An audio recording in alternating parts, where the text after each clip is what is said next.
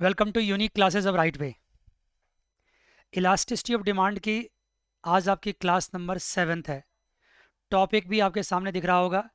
आज की क्लास में हम लोग बात करेंगे income elasticity of demand and cross elasticity of demand. आधा मिनट वक्त देता हूँ मैं आप लोगों को। रजिस्टर खोलिए, पेन खोलिए और लिखना स्टार्ट कीजिए। कुछ कुछ पॉइंट बनाते रहिए।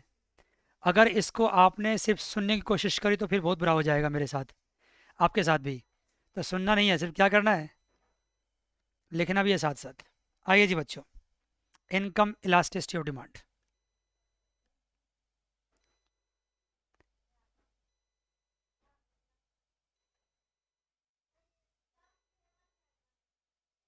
क्या फ़र्क पड़ता है? चलिए, इनकम इलास्टिसिटी बताने से पहले मैं आपको बताता हूँ कि प्राइस इलास्टिसिटी आपने क्या देखा था। मैंने प्राइस इलास्टिसिटी को ई से डिनोट किया था, सामने पी रखा था और क्या कहा था, change in quantity upon change in price into P upon Q. ठीक है। सिमिलरली यहाँ पे ई रखेंगे और उस पी के बदले में क्या रख देंगे, Y. Y stands for income. ये हो गया आपका इनकम इलास्टिसिटी ऑफ डिमांड। और यहाँ पे चेंज इन क्यू तो होगा ही, लेकिन जहाँ चेंज इन पी था वहाँ चेंज इन वाई हो जाएगा, यहाँ वाई अपॉन क्यू हो जाएगा। अननेसेसरी अगर आप टाइम लगाना चाहते हैं तो आपकी मर्जी है, अदरवाइज यही है इनकम इलास्टिसिटी ऑफ डिमांड का फॉर्मूला। ठीक है जी सर? यस सर, यही सेम चीज़ है। अगर आप परसेंटेज टर्म्स में करें तो क्या होगा, percentage change in quantity divide by percentage change in income. इसी को सॉल्व करेंगे तो अल्टीमेटली यही आपके पास आएगा। लिखिए फटाफट। मैंने इलास्टिसिटी, प्राइस इलास्टिसिटी के ऊपर वक्त इतना टाइम लगाया था, उसके पीछे का मकसद यही था कि यहाँ मैं क्या कर सकूँ, कुछ टाइम बचा सकूँ, सॉरी। लिखिए, इनकम इलास्टिसिटी ऑफ डिमांड के टाइप कितने होते हैं, टाइप्स लिखिए। अगर इनकम बढ़ने से आपका डिमांड बहुत ज़्यादा बढ़ रहा है या घट रहा है या सेम सेम रह रहा है, उसके अकॉर्डिंगली आपके 3 टाइप के हैं। सबसे पहला unitary income elasticity. Unitary income elasticity.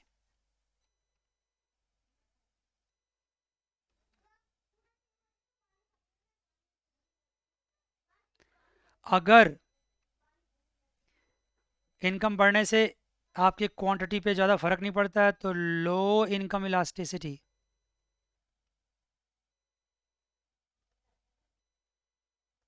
Yes sir. Third point, high income elasticity.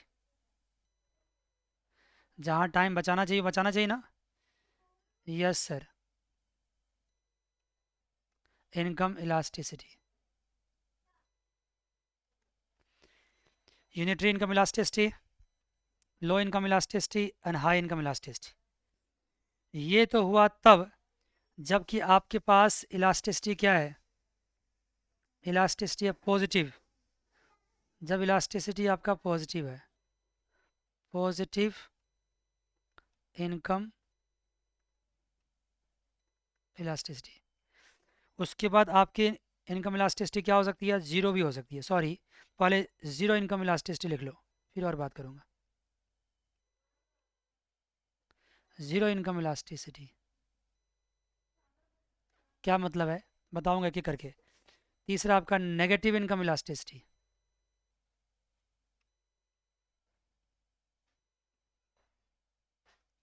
इसका मतलब कुल मिला के 3 टाइप के इनकम इलास्टिसिटी है, पॉजिटिव, ज़ीरो एंड नेगेटिव। और पॉजिटिव के 3 पार्ट हो गए, यूनिटरी, लो एंड हाई। बात समझ गए, पॉजिटिव के 3 पार्ट हो गए। पॉजिटिव इनकम इलास्टिसिटी का मतलब है कि इनकम इलास्टिसिटी क्या होने वाला है, E Y is more than 1 या more than 0, I am sorry, more than 0। और यहाँ ई वाई क्या होगा, इक्वस टू 0। और यहाँ ई वाई क्या होगा, लेस देन 0। लिखिए पहले यहाँ तक की बातें, यहाँ तक की बातें आप लिखते चलिए। अभी जब इलास्टिसिटी और price elasticity, income elasticity, cross elasticity सारा ख़त्म हो जाएगा, फिर इनके बीच का रिलेशनशिप हो जाएगा, तब जाके इसका न्यूमेरिकल भी स्टार्ट करेंगे। लिख लिया? लिखो फिर। आइए सबसे पहले किसके बारे में बात करते हैं, पॉजिटिव इनकम इलास्टिसिटी के बारे में लिखिए जी। पॉजिटिव इनकम इलास्टिसिटी, नाम से ही क्लियर है कि अगर आपकी इनकम बढ़ेगी, समझ लो, तो क्वांटिटी डिमांड भी क्या होगा, बढ़ जाएगा, कंजम्पशन भी बढ़ जाएगा। इनकम बढ़ा तो कंजम्पशन भी बढ़ जाएगा, आप ज़्यादा गुड्स परचेज कर पाएंगे। तो this is called word positive. Y बढ़ा तो क्यू भी बढ़ा, लेकिन कितना बढ़ा, ये तो श्योर है, वाई बढ़ेगा तो क्यू भी बढ़ेगा, क्वांटिटी भी बढ़ेगा, कंजम्पशन, लेकिन कितना बढ़ेगा इसके हिसाब पे डिपेंड करता है कि कौन सा है वो। आइए 3 डायग्राम ड्रॉ करते हैं यहाँ पे मैं आपको आपके लिए। अगर ये ओरिजिन से जा रहा है, जितनी इनकम बढ़ रही है, यहाँ पे इनकम लिखो, और यहाँ पे क्वांटिटी, जितना इनकम बढ़ रहा है उतना ही क्वांटिटी, जितना इनकम बढ़ रहा है उतना ही क्वांटिटी, जितना इनकम बढ़ रहा है उतना ही क्वांटिटी। बात समझ गए? तो ये क्या आ जाएगा, यूनिटरी। इस केस में जो आपका ई वाई होगा वो क्या होगा, 1 होगा। और यहाँ देखो क्वांटिटी डिमांडेड क्या हो रही है, बढ़ रही है, पॉजिटिव है, देखो ना बढ़ रही है। जैसे जैसे इनकम बढ़ रहा है ई वाई बढ़ रहा है। आइए जी सेकेंड डायग्राम पे आइए।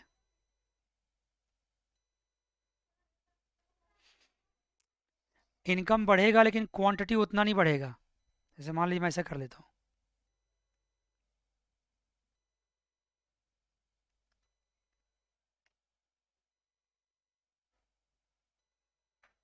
ठीक है। अब यहाँ देखो, इनकम इतना है, क्वांटिटी इतना है, इनकम इतना बढ़ा, क्वांटिटी देखो कितना कम बढ़ रहा है, इनकम इतना बढ़ा, क्वांटिटी देखो कितना कम बढ़ रहा है। मतलब चेंज इन इनकम ज़्यादा है और चेंज इन क्वांटिटी क्या, कम है। इस केस में ई वाई क्या हो गया, पॉजिटिव तो है, more than zero, but less than क्या, 1 है। एक और डायग्राम ले लो, थोड़ा फ्लैटर कर दो यहाँ पे,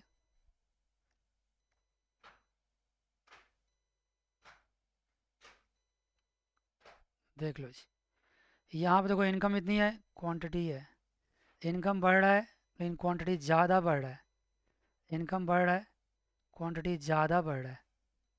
बात समझ गए? तो यहाँ क्या होगा, ई वाई होगा आपका मोर देन 1, पॉजिटिव है लेकिन मोर देन 1 है। नाम से क्लियर है, इसको यूनिटरी बोलेंगे, इसको लो बोलेंगे। ये क्या होगा, यूनिटरी, और ये क्या होगा, हाई। आपके इनकम बढ़ने से अगर आप क्वांटिटी पे टूट पड़ते हैं, खूब ज़्यादा परचेज करते हैं, तो हाई इनकम इलास्टिसिटी हो गया। तो पॉजिटिव वालों की बात तो हो गई। अब आइए लिखिए सेकंड पार्ट इसका, zero income elasticity.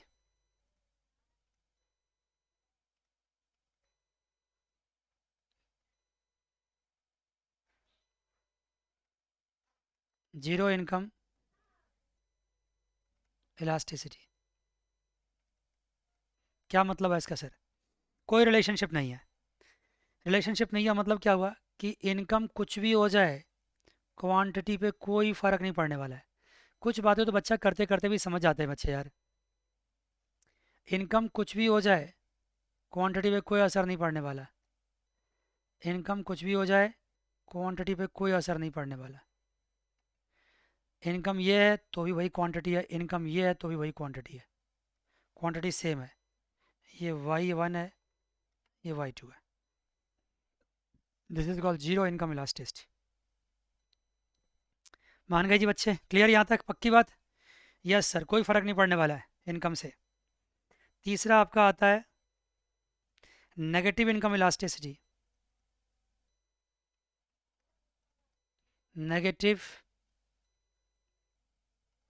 Income elasticity, negative income elasticity क्या होगा सर? इनकम बढ़ेगा ना, तो क्वांटिटी आप कम परचेज करने लगोगे, इस तरह का होगा। इनकम यहाँ था तो क्वांटिटी ज़्यादा खरीद रहे थे, इनकम बढ़ा तो क्वांटिटी आपने कम ही कर दिया। क्योंकि सर ऐसा कब होता है जब इन्फीरियर गुड्स होता है। Y1 से Y2 हो गया। कम इनकम थी आपकी, तो जिस गुड्स पे आप अपने जीवन निर्वहन करते थे, अपना लाइवलीहुड चलाते थे, आप उसको छोड़ देंगे। आप इनकम बढ़ेगी तो क्या करेंगे, उस गुड्स को छोड़ देंगे। This is called negative income elasticity. ये इन्फीरियर गुड्स के केस में होता है, याद रखिएगा।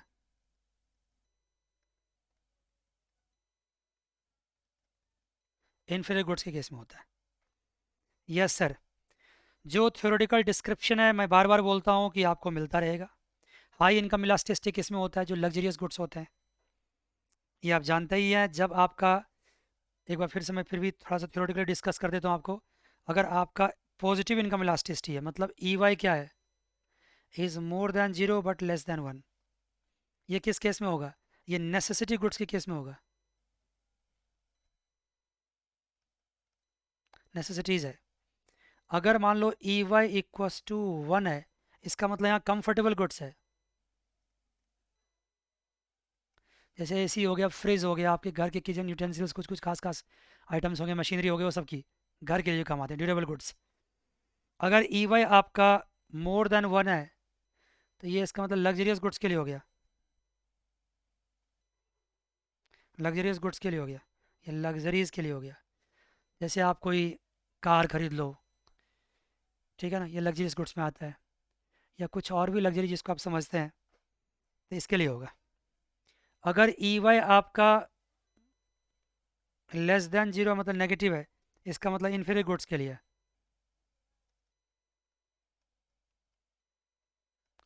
इन्फीरियर गुड्स के लिए हो गया। मान गए बात? यस सर, मान गए बात। सारे चार्ट, सारे थ्योरी डिस्कस कर रखे हमने, वहाँ से एक बार रनिंग ली। आपको क्या करना है, गो थ्रू कर लेना फटाफट। ये बात जो मैंने लिखाया है ना यहाँ पे, पढ़ाया है, ये सारी बातें थ्योरेटिकली डिस्क्राइब कर रखा है। एक बार बेड टाइम रीडिंग करना है, एक बार। जहाँ मैं कहता हूँ बेड टाइम रीडिंग, वहाँ बेड टाइम रीडिंग ही है। जब न्यूमेरिकल्स होगा, कोई खास बातें होगी, तो मैं कहूँगा रुक जाओ यहाँ पे, यहाँ आराम से बात करते हैं, यहाँ टाइम देते हैं। एक छोटी सी बात को भी एक्सप्लेन करने में पूरे क्लास लगा सकते हैं, लेकिन इंपॉर्टेंट तो हो, कुछ खास तो दिखे उसमें। आइए जी बच्चों, अब नेक्स्ट पॉइंट पाइए, cross price elasticity of demand. Heading लिखिए, क्रॉस प्राइस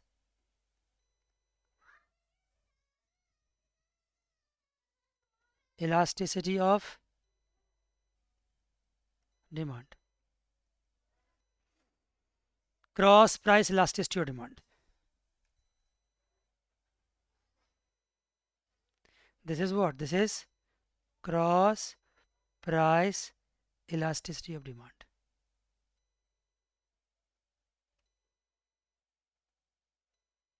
क्या होता है सर? लिखने का वक्त दिया, आपने लिख लिया होगा। क्या होता है सर, बताओ इसके बारे में। पहले कॉमन सी लैंग्वेज में समझ जाओ, फिर बात करना। देखिए, मान लीजिए दो गुड्स है, कौन कौन, एक एक्स है, दूसरा वाई है। एक दूसरे पे क्या असर है, एक के प्राइस का दूसरे के क्वांटिटी पे क्या असर है, इसी को बोलते हैं क्रॉस, क्रॉस प्राइस इलास्टिसिटी। मतलब नॉर्मल, जिसको कि ओन प्राइस इलास्टिसिटी बोलते हैं। माने कोई भी गुड्स अपने प्राइस से कितना उसमें इलास्टिसिटी है, own price elasticity. Own price elasticity आपने क्या पढ़ा, ई पी इक्वस टू क्या पढ़ा, change in Q x upon change in P X multiply by P X upon Q X. ये ओन प्राइस इलास्टिसिटी है। अगर इसी को मैं क्रॉस प्राइस इलास्टिसिटी कर दूं तो क्या होगा,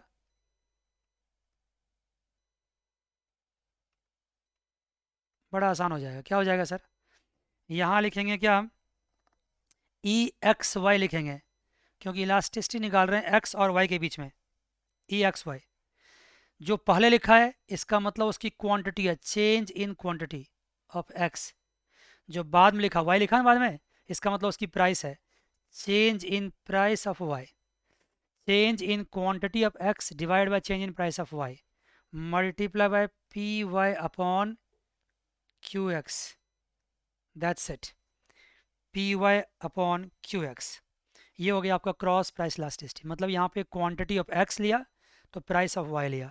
किसकी क्वांटिटी लेंगे किसकी प्राइस लेंगे किस बात पे डिपेंड करता है, यहाँ पे अगर मैंने ई एक्स वाई लिखा तो ऐसे लेंगे, अगर मैंने यहाँ पे ऐसे कर दूँ ई वाई एक्स कर दूँ तो क्या हो जाएगा, change in Q Y upon change in P X multiply P X upon Q Y.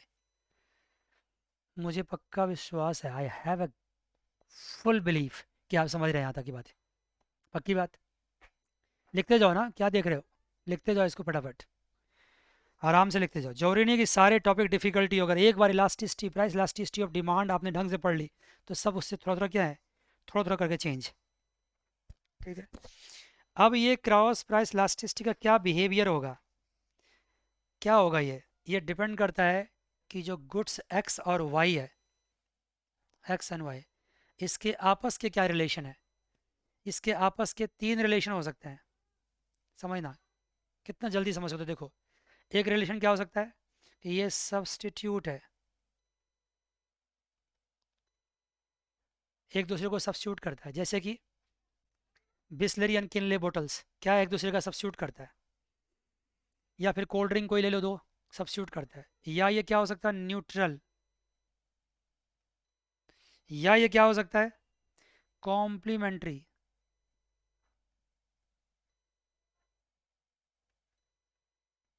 Substitute, neutral and complementary.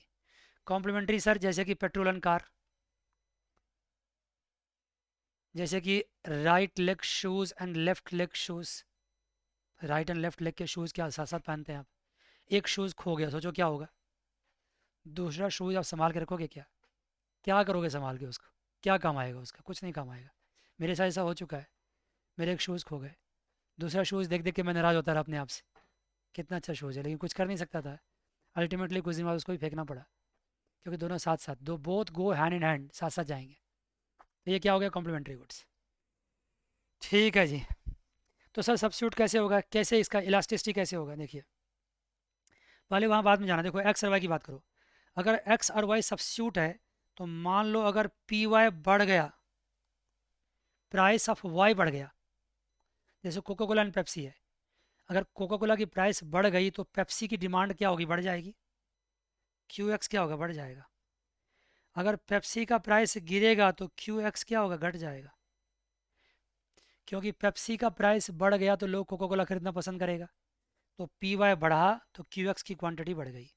Pepsi का प्राइस गिरेगा तो लोग कोका कोला छोड़ देगा पीना, तो कोका कोला का प्राइस क्या होगी, कम हो जाएगी। देख लिया, तो ये इस रिलेशनशिप को क्या बोलते हैं, हम इसको बोलते हैं पॉजिटिव रिलेशनशिप, पॉजिटिव रिलेशन। पहले आप समझ लो फिर बात करते हैं। न्यूट्रल में क्या हुआ, अगर पी वाई बढ़ेगा तो क्यू एक्स में कोई फ़र्क नहीं पड़ा, कोई फ़र्क नहीं पड़ा, जाओ तुम्हारी मर्जी है। पी वाई घटेगा तो भी क्यू एक्स में कोई फ़र्क नहीं पड़ा। एग्जाम्पल ले लो, कार की प्राइस बढ़ जाए तो हमारे शूज़ के प्राइस पे क्या असर पड़ेगा, कार की प्राइस बढ़ जाए तो हमारे लैपटॉप की प्राइस पे क्या असर पड़ेगा। Laptops and car, mobile car, laptop mobile, ये सब आपस में रिलेटेड है क्या, नहीं है, लेकिन लैपटॉप्स एंड सॉफ्टवेयर रिलेटेड है। तो उनकी बात छोड़ो, मैं बात कर रहा हूँ कि जिनका कोई रिलेशन ही आपस में नहीं है, तो क्या करोगे उसका, no relation, no relation neutral है यहाँ, इसका मतलब यहाँ पे कॉम्प्लीमेंट्री लो। अभी मैंने गलती से एक बात बोल दी थी, लैपटॉप्स एंड सॉफ्टवेयर्स रिलेटेड है, left leg shoes and right leg shoes related है, पेट्रोल एंड कार रिलेटेड है, मानते हो। चाय एंड कॉफ़ी सब्स्टिट्यूट है, रिलेटेड नहीं है, सब्स्टिट्यूट है। Yes sir. तो जो कॉम्प्लीमेंट्री होंगे उसकी बात करो, जैसे मान लो कार एंड पेट्रोल की बात करो, अगर पेट्रोल की प्राइस बढ़ेगी तो कार का डिमांड क्या होगा, कम हो जाएगा। कौन सी कार, पेट्रोल वाली कार का। कार की प्राइस अगर गिरेगी, यहाँ पी वाई ले लो सॉरी, इसको मान लो क्या, इसको मान लो क्यू एक्स, तो ये कम हो जाएगा, ये घटेगा तो इसकी डिमांड क्या होगी, बढ़ जाएगी। तो कॉम्प्लीमेंट्री गुड्स, अगर कार पेट्रोल की प्राइस बढ़ी तो कार का डिमांड घटेगा, वाइस वर्सा। Yes sir. अब ये सब्स्टिट्यूट एंड न्यूट्रल, मैंने मीनिंग तो समझा दिया एग्जांपल के साथ साथ, इसमें भी डिग्री ऑफ सब्स्टिट्यूशन होता है, जरूरी नहीं है कि 100% सब्स्टिट्यूट हो। फॉर एग्जांपल देखो, कॉफ़ी एंड चाय, ऐसा नहीं हो सकता है कोई बंदा कॉफ़ी पीने की उसको आदत लगी है उसको तुम चाय पिला दो, कहोगे यार कोई बात नहीं, कॉफ़ी है चाय, कॉफ़ी नहीं है चाय पी लो। 100% सब्स्टिट्यूट नहीं होता है। कोई बंदा चाय पीता है, उसको कहोगे यार आज चाय नहीं मना, कॉफ़ी पी लो, वो हो सकता है मना कर दे आपको। कोई बंदा ऐसा भी होता है, करे यार कोई बात नहीं, क्या होता है, एक ही जैसा मिलता जुलता स्वाद होता है, पी लेते हैं ना, तो कैफीन चाहिए पी लेते हैं। तो इसमें सब्स्टिट्यूशन 100% नहीं है। किनले एंड बेसलरी है, कॉफ़ी एंड टी से ज़्यादा सब्स्टिट्यूशन वहाँ पे किनले एंड बेसलरी में। लेकिन वहाँ पे भी 100% सब्स्टिट्यूशन नहीं है, क्योंकि किसी को अगर बिसलरी का टेस्ट लगा हुआ है तो किनले नहीं पिएगा, किनले का टेस्ट है तो बिसलरी नहीं पिएगा, कोशिश करेगा वही मिल जाए। लेकिन फिर भी अल्टीमेटली है तो पानी ना, तो काफ़ी ज़्यादा उसमें सब्स्टिट्यूशन होता है। लेकिन फिर भी कंपनी क्या करती है, कुछ ना कुछ मिला करके ना अपनी एक मोनोपोली क्रिएट करती है, अपना एक टेस्ट क्रिएट करती है। पेप्सी एंड कोका कोला, सुनो दोनों का स्वाद अलग अलग है, आपको जो पीने की आदत है वही पियेंगे। इसलिए सब्स्टिट्यूशन ना 100% नहीं होता है, वहाँ पे डिग्री ऑफ सब्स्टिट्यूशन होता है, उसके हिसाब से इलास्टिसिटी डिसाइड होता है। मान गए, उसके हिसाब से क्या होता है, इलास्टिसिटी डिसाइड होता है।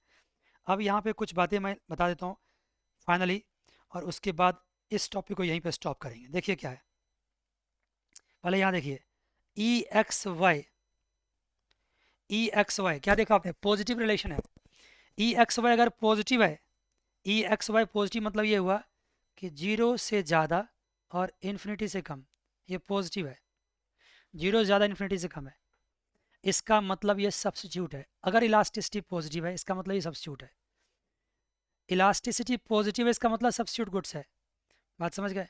अगर E X Y equals to zero है, इसका मतलब नो रिलेशन, नो रिलेशन, कोई रिलेशन ही नहीं है। अगर ई एक्स वाई नेगेटिव है, मतलब क्या, नेगेटिव मतलब क्या हुआ, नेगेटिव मतलब हुआ कि जीरो से कम है, लेस देन जीरो है, लेस देन जीरो है। कैसे लिखूँ मैं, लेस देन जीरो है, ऐसे ले लो। हाँ, E X Y less than zero, E X Y less than zero, इसका मतलब क्या हो जाएगा, वो कॉम्प्लीमेंट्री गुड्स हो जाएगा, कॉम्प्लीमेंट्री गुड्स हो जाएगा। और कहाँ तक जाएगा ये, माइनस इन्फिनिटी से ज़्यादा, ये मान लो। तो ये कॉम्प्लीमेंट्री, अगर नेगेटिव है तो इसका मतलब कॉम्प्लीमेंट्री है, अगर पॉजिटिव है इसका मतलब सब्स्टिट्यूट है, जीरो है इसका मतलब न्यूट्रल है। ये पॉजिटिव नेगेटिव मैंने बाद में नहीं, पहले क्या दिया आपको, देखो ना यहाँ कैसा रिलेशन है, पॉजिटिव रिलेशन है, यहाँ कैसा रिलेशन, नेगेटिव रिलेशन है, ये बात पहले ही हो चुकी है। यहाँ कैसा रिलेशन, जीरो है, न्यूट्रल है, बात हो चुकी है। अब यहाँ पे एक बात समझ लो, अगर इलास्टिसिटी एग्जैक्टली क्या है, ई एक्स वाई क्या है, इन्फिनिटी है, पॉजिटिव इन्फिनिटी की बात कर रहा हूँ मैं, पॉजिटिव इन्फिनिटी है, इसका मतलब ये परफेक्ट सब्स्टिट्यूट है, पूरा सब्स्टिट्यूट है ये, परफेक्ट। हालांकि दुनिया में परफेक्ट सब्स्टिट्यूट नाम की कोई चीज़ नहीं होती है, कुछ ना कुछ डिफरेंस तो होता ही होता है। अगर E X Y completely negative है, माइनस इन्फिनिटी है, इसका मतलब क्या है, ये परफेक्ट कॉम्प्लीमेंट्स है, परफेक्ट कॉम्प्लीमेंट्स। बात समझ गए। और अगर जीरो है तो बात देख ही लिया आपने, ई एक्स वाई अगर जीरो है तो क्या, न्यूट्रल है। इसका मतलब ई एक्स वाई अल्टीमेटली कहाँ से कहाँ तक वेरी करता है, ई एक्स वाई माइनस इन्फिनिटी से लेकर कहाँ तक, प्लस इन्फिनिटी तक वेरी करता है। ई एक्स वाई माइनस इन्फिनिटी से ज़्यादा और बराबर, अब प्लस इन्फिनिटी से ज़्यादा और कम, I am sorry, extremely sorry, समझ गए, यहाँ तक वेरी करता है। तो कितने सारे पॉइंट्स यहाँ हो जाते हैं, देखो ई एक्स वाई क्या हो सकता है, अगर माइनस से स्टार्ट करें तो माइनस इन्फिनिटी हो सकता है। ई एक्स वाई क्या हो सकता है, ई एक्स वाई, देखो मैं बार बार एक ही चीज़ को बोले जा रहा हूँ, डिफरेंट डिफरेंट एंगल से समझा रहा हूँ। जीरो हो सकता है, ई एक्स वाई क्या हो सकता है, प्लस इन्फिनिटी हो सकता है, और ई एक्स वाई इसके बीच में भी हो सकता है। ई एक्स वाई क्या हो सकता है, जीरो से ज़्यादा हो सकता है और माइनस इन्फिनिटी से कम हो सकता है। इसके बीच में भी हो सकता है, क्या हो सकता है, ई एक्स वाई यहाँ पे भी क्या हो सकता है, उल्टा तो नहीं लिख दिया यहाँ पे, जीरो और माइनस इन्फिनिटी के बीच में हो सकता है, ठीक है, जीरो से कम होगा यहाँ पे, पहले इसको लिखो फिर ये क्लियर हो जाएगा। ई एक्स वाई क्या हो सकता है, जीरो से ज़्यादा हो सकता है और प्लस इन्फिनिटी से कम हो सकता है। यहाँ ई एक्स वाई क्या हो सकता है, माइनस इन्फिनिटी से ज़्यादा हो सकता है और जीरो से कम हो सकता है। इतने पॉइंट हो सकते हैं।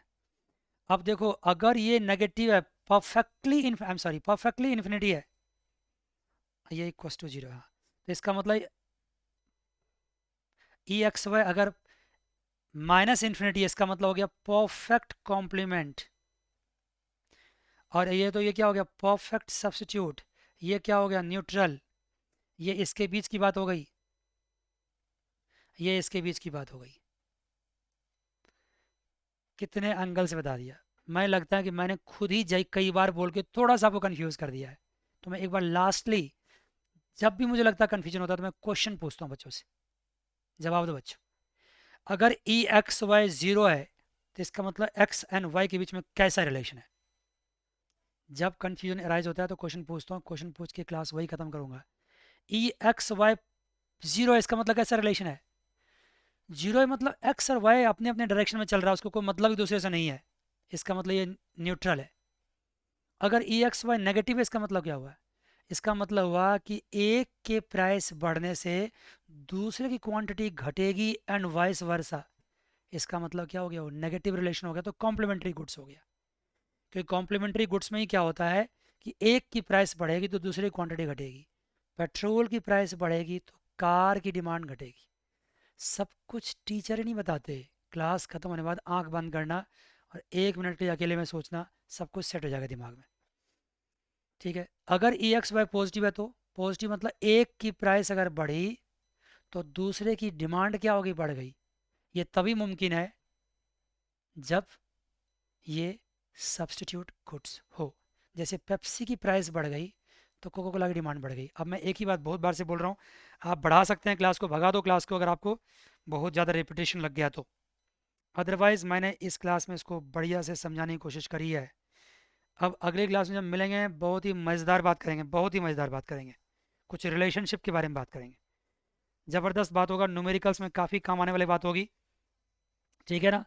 तो यहाँ तक तो आपके इलास्टिसिटी की थ्योरेटिकल बातें तो पूरी हो चुकी, कुछ ग्राफिकल भी हो गई, कुछ न्यूमेरिकल भी हो गई, प्राइस इलास्टिसिटी हो गई, इनकम हो गई, क्रॉस हो गई, सबके बीच का रिलेशनशिप भी हो गया। अब इन सबको मिला के गुच्चड़ मिचड़ करेंगे, मतलब क्या, मिक्सअप करेंगे। इनकम का प्राइस के साथ क्या रिलेशन है, प्राइस का क्रॉस के साथ क्या रिलेशन है, तीनों का टीआर के साथ क्या रिलेशन है, इन सब बारे में बात करेंगे। तो अगली क्लास में कुछ अच्छी एंड हाई क्वालिटी की बात होगी। जरूरी नहीं है कि अगली क्लास में जो बात होने वाली हो एग्जाम में आएगा, लेकिन इकोनॉमिक्स के स्टूडेंट्स को ज़रूर जानना चाहिए, ऑफ कोर्स जाना चाहिए। जो अच्छी अच्छी बातें होती है ना, बुरे वक्त में बच्चों को बचाता है। जब किसी खास जगह फंसते हैं ना, तो वो सब कॉन्सेप्ट्स आपको साथ देता है। हमेशा एग्जामिनेशन के पॉइंट ऑफ व्यू से नहीं पढ़ना चाहिए। एग्ज़ाम के लिए तो एक बार जब मैं पढ़ा दिया ना, तो लास्ट के 10-12 दिन भी पढ़ लोगे तो भी एग्ज़ाम की तैयारी हो जाती है। पहले फुल कोर्स, डिटेल कोर्स, खूब सारा नॉलेज ग्रैब करना चाहिए। ज़्यादा लेक्चर मैंने दे दिया आज, इससे ज़्यादा नहीं बोल सकता। आज के लिए बस इतना ही, अगली क्लास में फिर मिलेंगे। God bless you all, take care, bye bye and see you.